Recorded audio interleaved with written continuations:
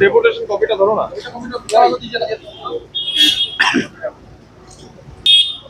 দোকান আগে যাওয়ার আগে ওরা ওঠাচ্ছে আমাদেরকে শেয়ার করে দিবে।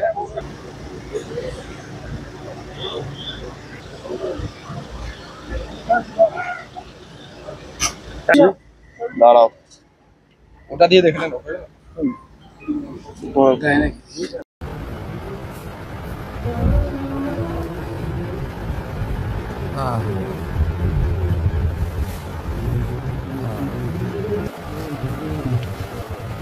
উল্লেখ করেছি ওখানে 92-তে একটা মামলা হয়েছিল, তখন কিন্তু যখন পশ্চিম দিনাজপুর ভাগ জেলা তখনই দাবিটা ওঠে, তখন হাইকোর্ট কিন্তু ওটাকে করেছে যে আলাদা জেলার দাবিটাকে হাইকোর্ট গ্রহণ করেছে, মেনেছে 92-তে।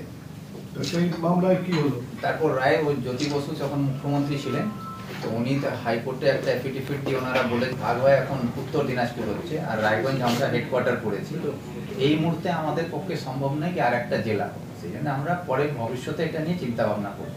এই জবাবটা হাইকোর্টে ওনারা সরকারের পক্ষ থেকে দেওয়া আছে, সেটা আমি উল্লেখ করে মেনে নিয়েছি। এবং 2011 সালে যখন মুখ্যমন্ত্রী আসেন, তো ইসলামপুর কোর্ট ময়দানে উনি নিজের সবার মধ্যে এই প্রসঙ্গটা তুলেছিলেন এবং ইসলামপুর এর বঞ্চনার কথা বলে উনি বলেছিলেন যদি আমি সরকারে আসি জেলা মর্যাদা দেওয়া হবে, এটা আমার সরকারে আসলে আমরা করব। তো সেই আপনার মধ্যে দিয়ে যদি সরকারের কাছে বার্তাটা যায়, এটা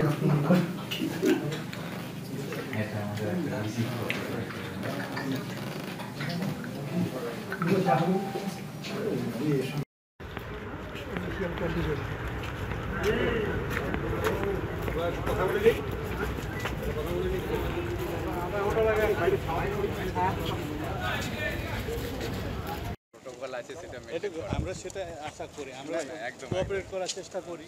না আমরা কোঅপারেশনে আছি, আপনারা চিন্তা নেই। আচ্ছা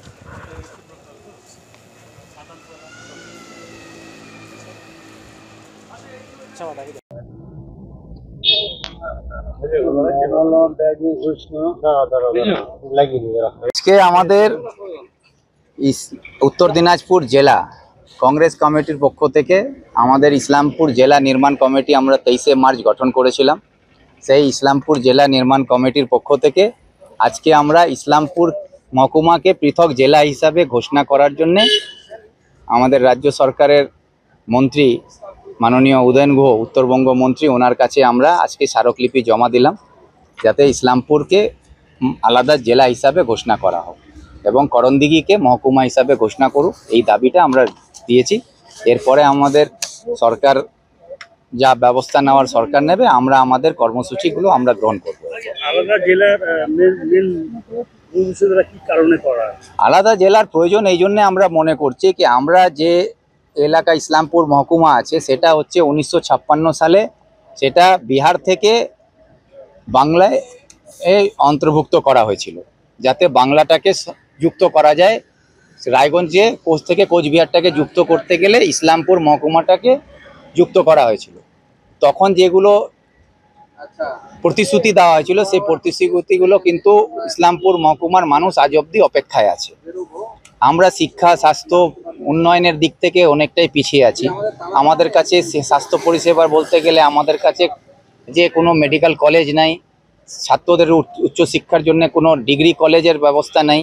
একটা কলেজ ইসলামপুর, সেই ইসলামপুরে 18,000 ছাত্র রেজিস্টার্ড হচ্ছে। একটা কলেজ হয়তো ভারতবর্ষে এরকম কোথায় কলেজ আছে কিনা কি একটা কলেজে 18,000 ছাত্র আছে। সেই অবস্থার মধ্যে আমাদের ছাত্রদের ভবিষ্যৎ আগামী দিনে অন্ধকারে যাচ্ছে। এলাকার মানুষের রোজগারের কোনো ব্যবস্থা নেই।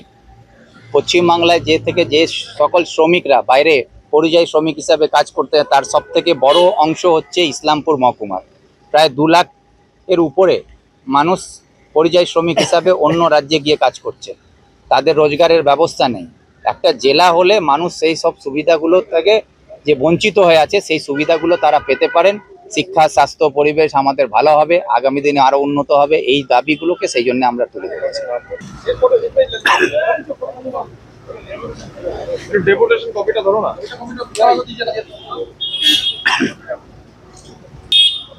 দোকান আগে যাওয়া না গেছে আরে ওরা উঠাচ্ছে আমাদেরকে শেয়ার করে দিবে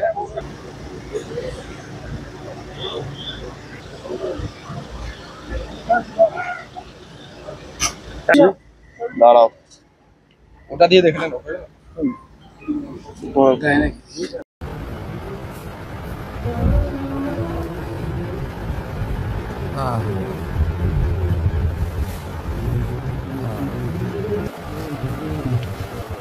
আমি উল্লেখ করেছি ওখানে 92-তে একটা মামলা হয়েছিল তখন কিন্তু যখন পশ্চিম দিনাজপুর ভাগ জেলা তখনই দাবিটা ওঠে তখন হাইকোর্ট কিন্তু ওটাকে করেছে যে আলাদা জেলার দাবিটাকে হাইকোর্ট গ্রহণ করেছে মেনেছে 92-তে। তো সেই মামলায় কি হলো? তারপর রায় ওই জ্যোতি বসু যখন মুখ্যমন্ত্রী ছিলেন তো উনি হাইকোর্টে একটা অ্যাফিডেভিট দিয়ে ওনারা বলে ভাগ হয় এখন উত্তর দিনাজপুর হচ্ছে আর রায়গঞ্জ আমরা হেডকোয়ার্টার করেছি। তো এই মুহূর্তে আমাদের পক্ষে সম্ভব নয় কি আর একটা জেলা সেই জন্য আমরা পরে ভবিষ্যতে এটা নিয়ে চিন্তা ভাবনা করব। এই জবাবটা হাইকোর্টে ওনারা সরকারের পক্ষ থেকে দেওয়া আছে সেটা আমি উল্লেখ করে মেনে নিয়েছি। এবং 2011 সালে যখন মুখ্যমন্ত্রী আসেন তো ইসলামপুর কোর্ট ময়দানে উনি নিজের সবার মধ্যে এই প্রসঙ্গটা তুলেছিলেন এবং ইসলামপুর এর বঞ্চনার কথা বলে উনি বলেছিলেন যদি আমি সরকারে আসি জেলা মর্যাদা দেওয়া হবে এটা আমার সরকার আসলে আমরা করব। তো সেই আপনার মধ্যে দিয়ে যদি সরকারের কাছে বার্তাটা যায় এটা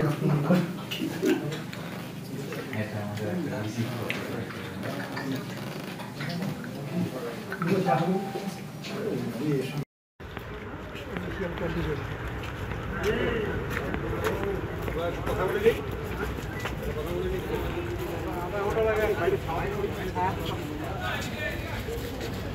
প্রোটোকল আছে সেটা আমরা সেটা আশা করি আমরা একদম কোঅপারেট করার চেষ্টা করি না আমরাও কোঅপারেশনে আছি আপনারা চিন্তা নেই এটা আশা